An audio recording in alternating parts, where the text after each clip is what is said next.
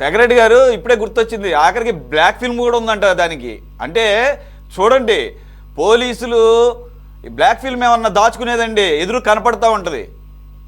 ఎక్కడ ఎక్కడ కావాలంటే అక్కడ ఆపేసి పీకేయచ్చు దాన్ని. మామూలు సామాన్యులకేమో బ్లాక్ ఫిల్మ్ లాగేస్తారా?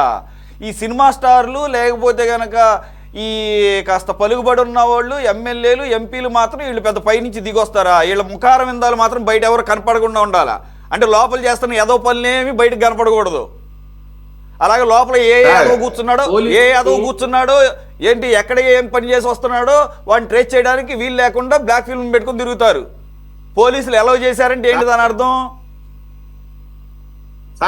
సార్ ఈ రాజకీయాలు ఏ స్థాయి, ఇప్పుడు బాజీ గారు మాట్లాడిన దాంట్లో నేను కొన్ని ఏకీభవిస్తున్నా.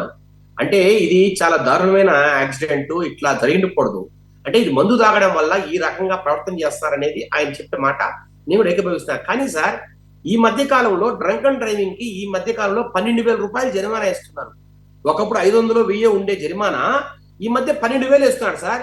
చాలా సార్, మేము రాజకీయాలు చేస్తూ ఉంటే ఏదైనా మంచికో లేకపోతే సార్ ఒక్క నిమిషం శేఖర్ గారు, మీరు మాట్లాడింది కరెక్టే. గతంతో పోల్చుకుంటే ఫైన్లు పెంచారు, కానీ ప్రాణాలు వెనక్కి తీసుకురాలేరండి. 10,000, 12,000తో అవదు. ఇది నేనేమంటున్నానంటే ఒక్క నిమిషం లెట్ మీ ఇంకా కంప్లీట్ చేయాలి.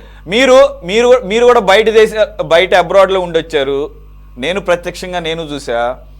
అక్కడ ఈ రకంగా ఫైన్లు కట్టరాలు ఏముండవండి, మీకు తెలుసు కదా. ఎక్కడికక్కడ డ్రైవింగ్ పాయింట్స్ కట్ అయిపోతా ఉంటే ఒక స్టేజ్కి వెళ్ళిన తర్వాత డ్రైవింగ్ లైసెన్స్ ఇన్వోక్ అవుతుంది, క్యాన్సిల్ అవుతుంది. అదొక సిస్టమ్ తీసుకురావాలి.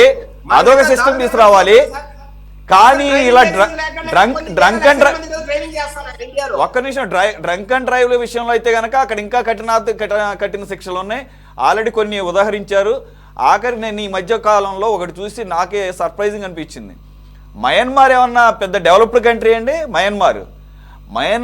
మయన్మార్ లాంటి చిన్న దేశం నాట్ యాక్సిడెంట్స్ గురించి కాదు, సోషల్ మీడియా అబ్యూజ్, సోషల్ మీడియాని మిస్యూజ్ కనుక చేస్తే ఆఖరికి జీవిత ఖైదు విధించే రకంగా అక్కడ పార్లమెంట్ తీర్మానాలు తీసుకొచ్చింది, పార్లమెంట్ బిల్లు తీసుకొచ్చింది.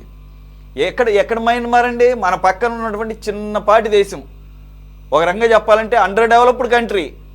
మరి వాళ్ళే అంత ప్రోగ్రెసివ్గా ఆలోచిస్తున్నప్పుడు మనం చెప్పేసుకుంటున్నాం కదా, almost 5th economy, 3rd economy, largest economy. ఎలా ఉండాలి? బిఎన్ఎస్ అని చెప్పేసి పేర్లు మారిస్తే సరిపోయిందా? పేర్లు మార్చడం కాదు, శిక్షలు ఎటువంటి శిక్షలు ఉండాలి?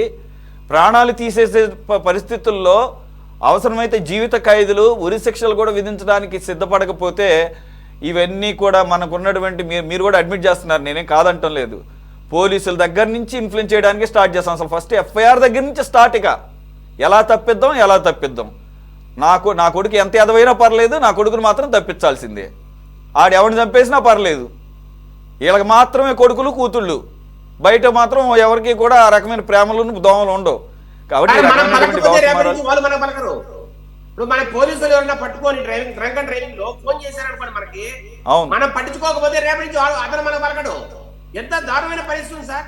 అసలు చాలా ఫోన్లు ఈ డ్రంక్ అండ్ డ్రైవింగ్, కార్డ్స్ ఆడారు, ఇవి తప్పితే సార్ మేము చేసే పనుల్లో 90% ఇట్లాంటి మధ్యస్థాలే సార్. వాస్తవంగా ఈ రాజకీయం పూర్తిగా చెడిపోయింది సార్. చెడిపోయిన వ్యవస్థలో మనం పనిచేస్తున్నాం. దాంట్లో నేను అడ్మిట్ చేస్తున్నాను సార్. పరిస్థితులు అందరి అట్టే ఉన్నాయి.